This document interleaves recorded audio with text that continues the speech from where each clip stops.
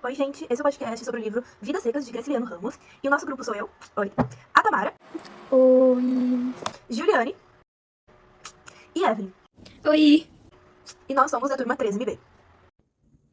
Tá, então, introduzindo, o livro Vidas Secas, ele se passa no contexto da seca no sertão nordestino durante a década de 30. O cenário árido e desolador reflete a realidade social e econômica da região na época, marcada pela pobreza, pela exploração e pela falta de oportunidades para os mais pobres.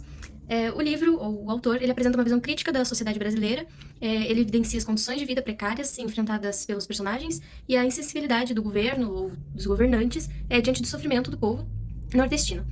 A linguagem simples e direta utilizada por Graciliano Ramos contribui para transmitir com intensidade as emoções e os dramas humanos retratados na narrativa. Bom, eu vou falar um pouco sobre a obra de Vidas Secas, que ela foi escrita por Ramos, que eu não vou falar o nomezinho dele, mas o sobrenome dele vocês sabem por quem ele foi escrito. Bom, a obra ela destaca a vida dos retirantes nordestinos, né, relevando seus saberes populares e estratégias de sobrevivência. Bom, a narrativa reflete sobre os conflitos sociais e as desigualdades sociais, que no caso ia vir evidenciando a luta pela sobrevivência em meio a toda a pobreza. No caso, essa narrativa não é só baseada no Nordeste, né, em todo o Brasil também. Enfim, Ramos, que é o autor, ele utiliza recursos, tá, eu poderia dizer que são recursos linguísticos para retratar com realismo, né, na vida, assim, do sertão nordestino, permitindo uma análise crítica das questões sociais que, no caso, são abordadas. E a obra em si, toda ela contribui para a compreensão da língua portuguesa como expressão artística e um pouco da reflexão crítica, conectando os leitores à realidade nossa, como eu já tinha dito, a nossa realidade brasileira, né? A obra representa uma narrativa linear, marcada por uma linguagem concisa e objetiva, que reflete a secura do ambiente sertanejo. Personagens como o Fabiano, Sim a Vitória, os dois filhos, o cachorro-baleia e o papagaio são personagens emblemáticos que representam a luta pela sobrevivência em meio à aridez e à diversidade. O uso de elementos simbólicos como a água, a terra e a seca só amplificam a representação da condição humana frente à natureza hostil.